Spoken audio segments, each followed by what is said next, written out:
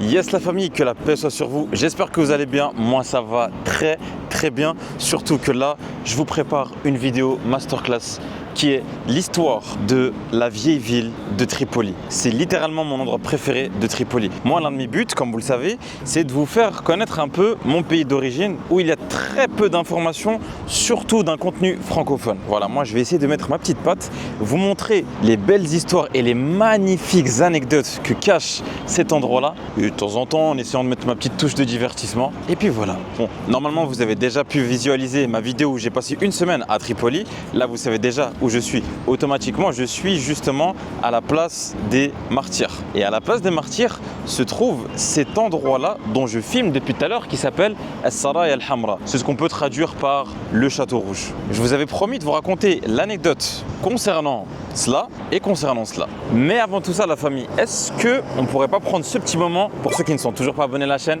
à vous abonner, à mettre un petit like et à commenter. Voilà, ces petits 3 trucs qui vous prend littéralement 5 secondes m'aident énormément à continuer ce genre de projet-là. Attendez, je vous laisse juste 2 petites secondes. Voilà, normalement c'est fait. Et c'est parti pour la vidéo. Venez avec moi, je vais vous montrer sa maison. Mais vraiment, quelle pépite.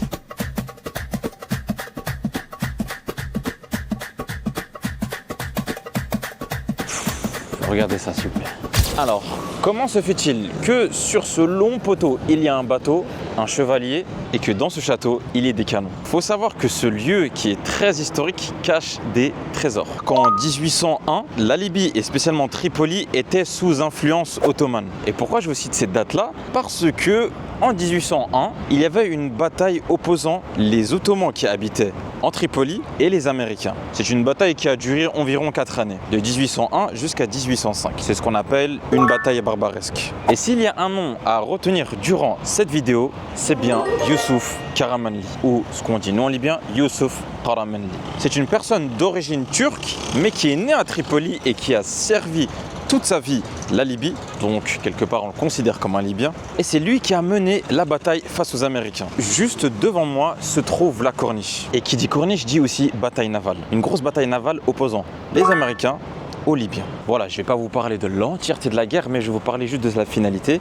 C'est une victoire des Libyens, c'est une victoire des Ottomans face aux Américains. Et pourquoi je vous ai cité le nom de Youssouf Karamanli? Pour la seule et bonne raison qu'il a pris sous son emprise des navires américains contenant des canons et allait les prendre et les utiliser contre eux. Bref, en gros, il a littéralement hijack leur bateau et a utilisé leurs propres armes contre eux.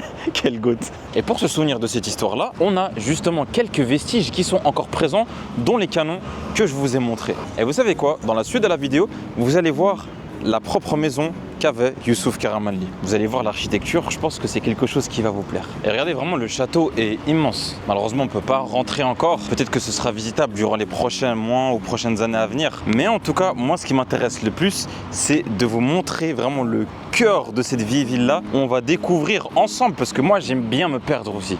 J'aime bien me perdre et découvrir en même temps que vous. Concernant justement l'entrée de la vieille ville, on peut entrer via différentes portes. Mais vraiment différentes portes. Et moi, je vais rentrer par une porte dont j'étais déjà rentré auparavant. Et la famille, c'est parti, découvrez avec moi la vieille ville.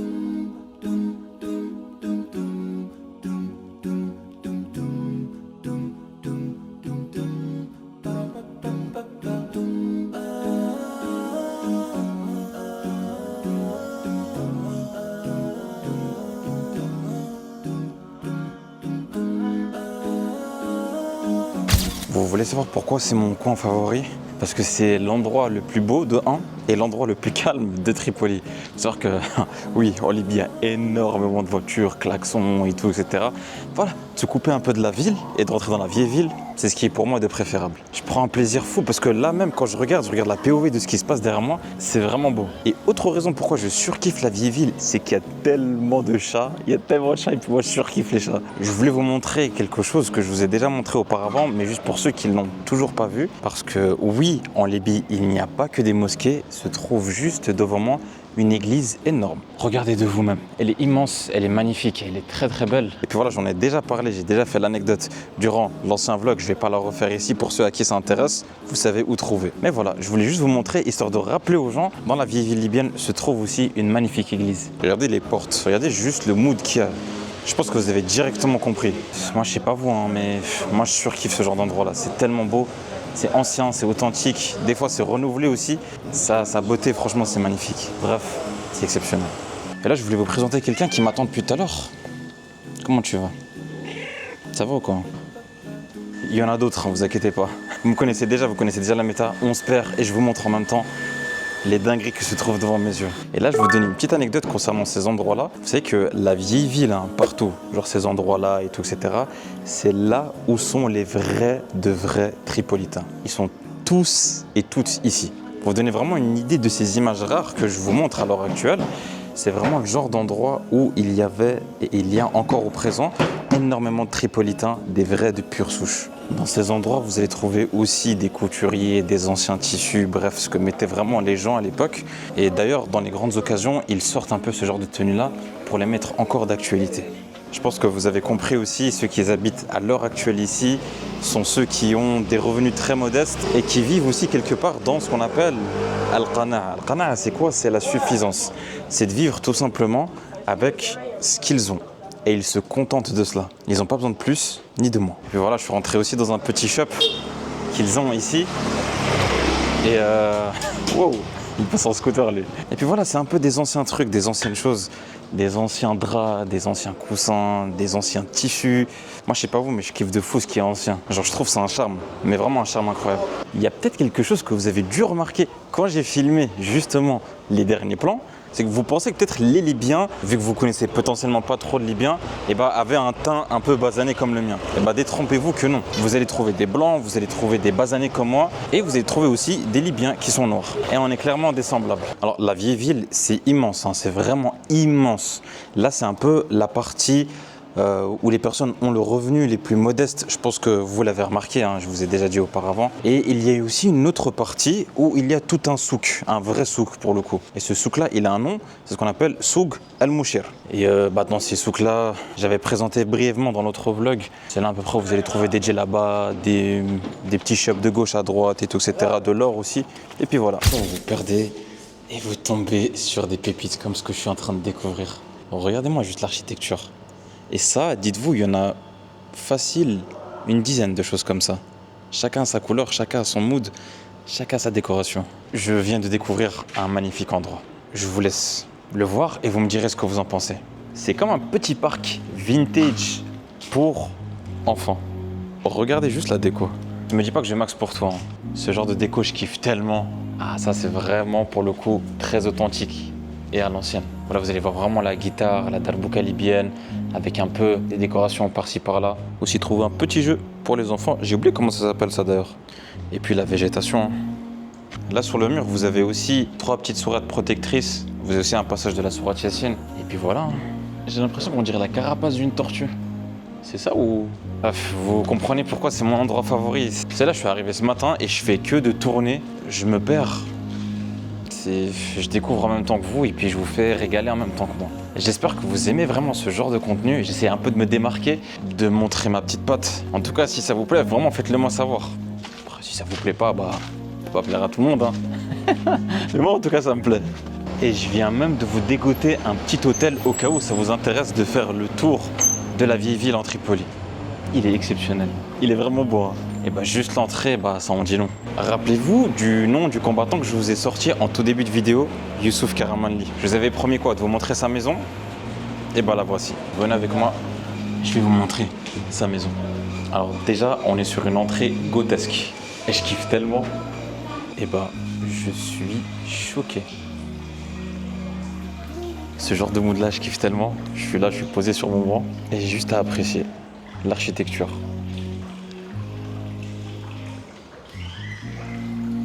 Franchement, j'ai tellement pas les mots, c'est magnifique. C'est très très beau à voir. Tu sais que là, je peux rester vraiment facile hein, pendant des heures et des heures. J'ai juste à prendre mon livre et apprécier. Bref, on continue la visite et je vais vous montrer son salon. Un parmi ses salons, plutôt. C'est exceptionnel. Franchement, c'est magnifique. Bien sûr, c'est interdit de s'asseoir. Hein. Et même interdit de rentrer. On peut voir un parmi les lits qu'il y avait à l'époque. Moi, je sais pas vous, hein, mais je surkiffe. Vraiment, je surkiffe. Et j'ai hâte qu'un jour, il y ait une caméra avec une odeur, parce qu'il y a une odeur de bouchour. C'est de l'encens, en fait, qu'ils mettent. C'est... Ah là là. Mais vraiment, quelle pépite. Et là, on rentre dans une autre pièce aussi où je voulais vous montrer. Regardez les anciennes tenues. Ça, c'est la tenue pour les hommes et là pour les femmes. Vous vous rappelez justement du petit shop où je suis passé tout à l'heure pour vous montrer les tissus et tout, etc. Et ben voilà, ce genre de tissu-là, c'est ce qu'ils utilisent pour faire des tenues, autant pour les hommes, autant pour les femmes. Et là, c'est spécialement pour les personnes âgées. Ça, c'est ce qu'on appelle rda. Ah, c'est pas rda, c'est al-rda. Voilà, ok. La matière qu'ils utilisent pour ça, c'est tellement stylé. Et ça, je vais vous montrer le voile que portaient. Alors ça, c'est littéralement le genre de voile que portaient les personnes âgées à l'époque. À l'époque, il n'y avait pas de Nike ou Adidas. Il y avait ce qu'on appelle al-balgha. Il y avait ça pour les femmes et ça pour les hommes. Je jure, je kiffe trop. Wesh, il m'a fait peur. Oh, wesh. Oh, elle était tellement bien cachée. Bon, par contre, la tenue, elle est très très classe. Et vous savez, il y a un petit détail que je vais vous montrer. Là, vous pensez que les mains, c'est mis comme ça par hasard. Eh ben non. Ça, c'est ce que mettent justement les femmes. Je pense que vous avez compris, c'est du henné. Ce qu'on appelle le henna. Le henné qui est bien rouge et tout, etc. Il y en a qui mettaient dans toutes leurs mains, il y en a qui mettaient dans des doigts et tout, etc. Sur la paume. La tenue, elle est surclasse. Moi, ce que je kiffe de fou, c'est ça. C'est ce qu'on appelle le rda. Et ça, c'est le genre de pièce qu'on peut retrouver en Libye, bien sûr bien plus moderne. C'est vraiment un lieu où on accueille les cousins, les cousines, les tantes, les tontons et tout, etc. Et puis on va se poser, boire du thé, discuter, parler, papoter, bref, vous m'avez compris, passer du bon moment. Et là, je vais vous montrer la dernière pièce, c'est un peu les instruments qu'utilisaient à l'époque, que ce soit des instruments de couture ou autres. Venez avec moi. Alors là, ne me posez même pas la question à quoi sert ceci, à quoi sert cela. Moi, je trouve juste que c'est beau. Le seul truc que je pense que je peux comprendre, c'est littéralement ça. Et que vous aussi, je pense que j'ai même pas besoin de l'expliquer. Vous savez, des fois à la maison, je sais pas si vous aussi, vos mamans, elles font ça, mais on a genre, comme les grands biscuits là, tu sais, les biscuits belges et tout, les biscuits beurrés, salés.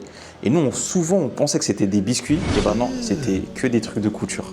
C'était soit du tissu, c'était soit des piqûres, tout ce qui était lié à la couture. Voilà, c'est exactement pareil. Et littéralement, les anciennes machines de couture. Celle-là, elle est vraiment classe. Hein. J'ai pas envie de toucher, j'ai pas envie de faire n'importe quoi, mais elle est magnifique. C'est incroyable parce qu'il y a personne. Je suis là, je suis solo, je peux être libre. Et le monsieur à l'entrée, il m'a dit, tu sais quoi, filme bien. Comme ça, je vais voir ce que tu as filmé sur YouTube et tout, etc. Je compte sur toi. Hein. Vous me direz en commentaire si c'est fait. Purée, moi, quand je vois des trucs comme ça, le problème, c'est que je commence à même d'une manière. Je me dis, tu sais quoi, il y a moyen que je change la déco de ma chambre. En vrai, je sais même pas ce que c'est. J'ai l'impression que c'est un tablier de cuisinier, mais je sais pas ce que c'est. Mais c'est trop beau. Ah, par contre, là, je suis obligé de vous parler de ça. Vous savez, l'eau froide, quand on la met là-dedans, là, dans le truc de poterie, là, je sais pas trop comment ça s'appelle. Pourquoi personne n'en parle?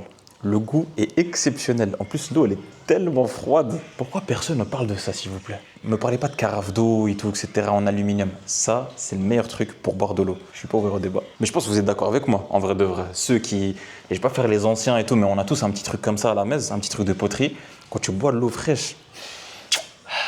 Et je commence à avoir soif en plus là. Là, je vais m'adresser aux darblés. Donc, les darblés, cette scène, elle est pour vous. Est-ce que vous aussi, quand vous allez au bled et que vous allez à la mer, vous trouvez des gens qui pêchent avec la bouteille? Si oui, cette scène, elle est pour vous. Là, on est en 2025, les pêcheurs utilisent une canne à pêche. Mais à l'époque, il n'y avait pas de canne à pêche. Et bah, à l'époque, c'était que des bouteilles. C'est littéralement écrit Adawat al-Sayd al-Bahri.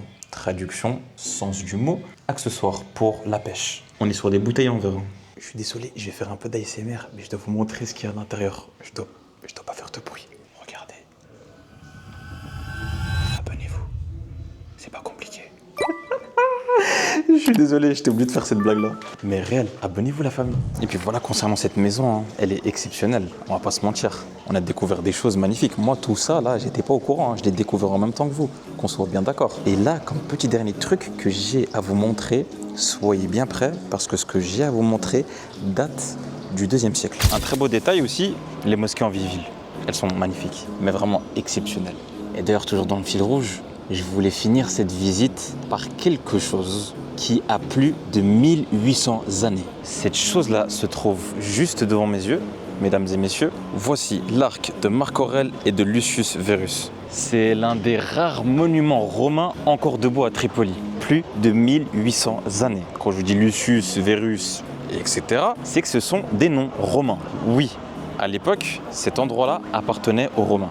regardez, il y a quand même une petite arène pour vous rappeler justement l'Empire romain qui était auparavant. La famille, je ne sais pas si vous vous rendez compte, mais on parle d'histoire d'il y a plus de 1800 années. Tout est encore intact. Tout est encore très bien conservé. C'est choquant. Hein. Regardez comment c'est immense. Exceptionnel. Là, vous avez la vue sur l'arène ainsi qu'une mosquée. Et de l'autre côté, vous avez aussi une vue sur une mosquée.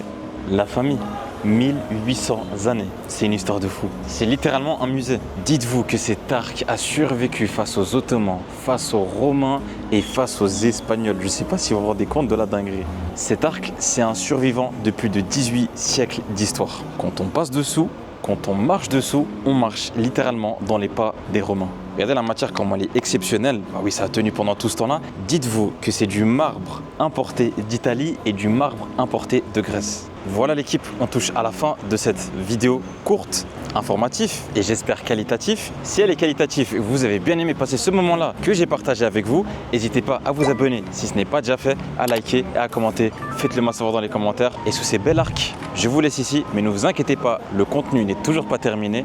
À très bientôt, prenez soin de vous et on se voit à bientôt. Salam la mif.